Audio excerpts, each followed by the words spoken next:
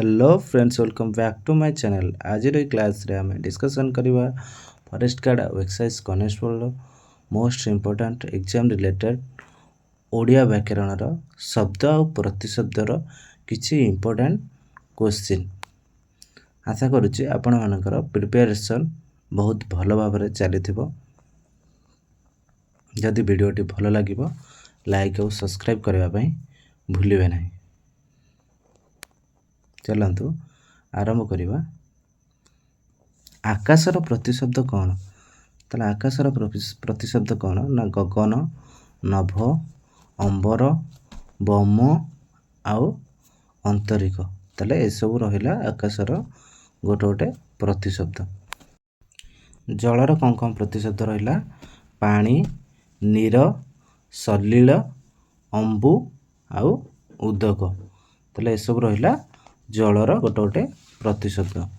तापर आसला पृथ्वी। पृथ्वीर प्रतिशब्द कौन ना धरित्री, वसुधा, अवनी, मेदिनी आउ धरा। ये सब रहिला पृथ्वीर गोटे गोटे प्रतिशब्द। सूर्य। सूर्यर प्रतिशब्द कौन ना रवि, भास्कर, दिवाकर, आदित्य आउ मार्तंड। तापर आसला चंद्र। चंद्रर प्रतिशब्द कौन ना शशि, जह्न, सुधाकर, इंदु आउ मुग्रांक। ठीक अच्छे, ये सब रहा चंद्रर गोटे गोटे प्रतिशब्द। पवन। पवनर कौन कौन प्रतिशब्द रहा ना वायु, समीर, मरुत, अनिल आउ गंधवह। ये सब रहा पवनर गोटे गोटे प्रतिशब्द। ताले नदीर कौन कौन प्रतिशब्द रहा ना तटिनी, तरंगिणी, सरित, स्रोतसिनी, निम्नगा आउ अवधि। ताले पर्वतर कौन कौन प्रतिशब्द रहा? पर्वतर प्रतिशब्द होची पहाड़, गिरी, अचल, शैल आउ भूधर। ये सब रहा पर्वतर गोटे गोटे प्रतिशब्द। ताले वृक्षर प्रतिशब्द कौन कौन रहा ना गछ, तरु, पादप, द्रुम आउ बिटपी। ये सब रहा वृक्षर गोटे गोटे प्रतिशब्द। तापर आसला पुष्प। पुष्पर कौन कौन प्रतिशब्द रहा ना फूल, कुसुम, सुमन, प्रसून आउ रंगण। घर। घरर कौन कौन प्रतिशब्द रहा गृह, सदन, निकेतन, आलय आउ बासभवन। मनीष। मनीषर कौन कौन प्रतिशब्द रहा ना मानव, नर, मनुष्य, जन आउ व्यक्ति। ये सब रहा मनुष्यर गोटे गोटे प्रतिशब्द। तापर आसला आखि। ताले आखिर कौन कौन प्रतिशब्द रहा नयन, नेत्र, लोचन, चक्षु आउ दृष्टि। ये सब रहा आखिर प्रतिशब्द। 15 कौन रहा राति। रातिर कौन कौन प्रतिशब्द रहा निशा, रजनी, जामिनी, सर्वरी आउ विवाहरी। ये सब रहा रातिर गोटे गोटे प्रतिशब्द। चलतु एवं आम 15टी MCQ आलोचना करवा।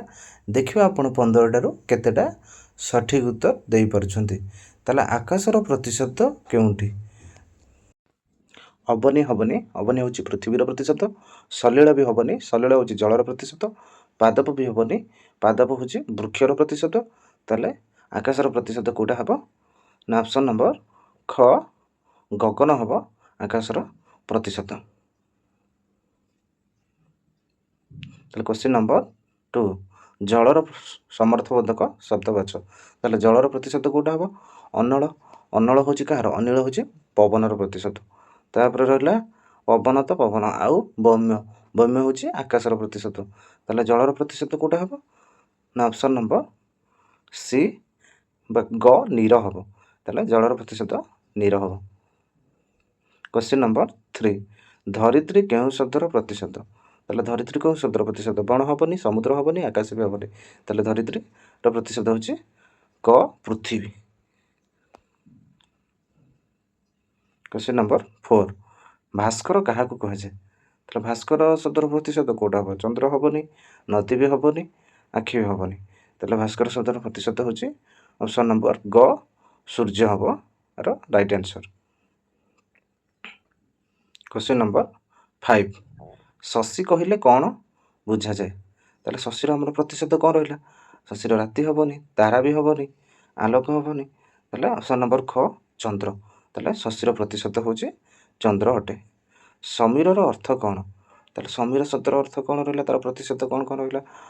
ପାହାଡ଼ ହେବନି, ପାଣି ବି ହେବନି, ଆକାଶ ହେବନି। ତାହେଲେ ସମୀରର ପ୍ରତିଶବ୍ଦ ହେବ ଅପସନ୍ ନମ୍ବର କ ପବନ ହେବାର ରାଇଟ୍ ଆନ୍ସର୍। ତା'ର ସମୀରର ପ୍ରତିଶବ୍ଦ ହେଉଛି ପବନ ହେବ।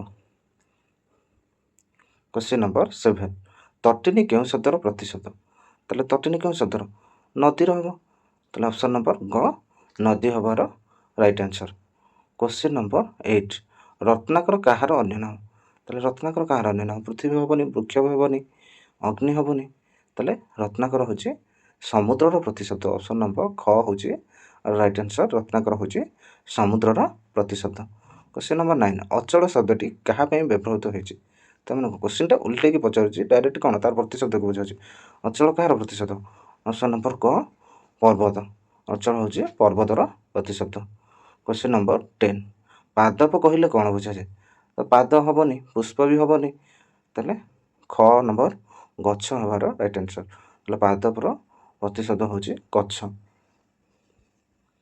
କ୍ୱେଶ୍ଚିନ୍ ନମ୍ବର 11 କୁସୁମର ପ୍ରତିଶବ୍ଦ କେଉଁଠି? ଅତି ସହଜ କ୍ୱେଶ୍ଚିନ୍। ତାହେଲେ କୁସୁମର ପ୍ରତିଶବ୍ଦ କେଉଁଟା ହେବ? ଅପସନ୍ ନମ୍ବର ଗ ପୁଷ୍ପ ହେବ। ତାହେଲେ କୁସୁମର ପ୍ରତିଶବ୍ଦ ହେଉଛି ପୁଷ୍ପ। କ୍ୱେଶ୍ଚିନ୍ ନମ୍ବର 12 ନିକେତନର ଅର୍ଥ କ'ଣ? ତାହେଲେ ନିକେତନର ଅର୍ଥ କ'ଣ ହେଲା? ସହର ହେବନି, ଘର ବି ଘର, ହଁ ଘର ହିଁ ହେବ ରାଇଟ୍ ଆନ୍ସର୍। ତାହେଲେ ନିକେତନର ଅର୍ଥ ହେଉଛି ଘର, ଏହାର ପ୍ରତିଶବ୍ଦ ହେଉଛି ଘର। କ୍ୱେଶ୍ଚିନ୍ ନମ୍ବର 13 ମାନବର ପ୍ରତିଶବ୍ଦ ବାଛ। ଅତି ଇଜି କ୍ୱେଶ୍ଚିନ୍। ତାହେଲେ ମାନବର ପ୍ରତିଶବ୍ଦ କେଉଁଟା ହେବ? ଅପସନ୍ ନମ୍ବର ଖ ମଣିଷ। ଅଟେ ମାନବର ପ୍ରତିଶବ୍ଦ ହେଉଛି ମଣିଷ ଅଟେ। କ୍ୱେଶ୍ଚିନ୍ ନମ୍ବର 14 ନୟନ କେଉଁ ଅଙ୍ଗର ପ୍ରତିଶବ୍ଦ? ନୟନ ଯେମିତି କହୁଛି ଆମେ ନୟନ ପୁତୁଳା, ତାମାନେ କ'ଣ? ନୟନର ପ୍ରତିଶବ୍ଦ କେଉଁଟା ହେବ? ଅପସନ୍ ନମ୍ବର ଖ ଆଖି। ତାହେଲେ ନୟନର ପ୍ରତିଶବ୍ଦ ହେଉଛି ଆଖି। କ୍ୱେଶ୍ଚିନ୍ ନମ୍ବର 15 ରଜନୀ କେଉଁ ସମୟକୁ ବୁଝାଏ? ତାହେଲେ ରଜନୀ କାହାର କେଉଁ ଶବ୍ଦର ପ୍ରତିଶବ୍ଦ?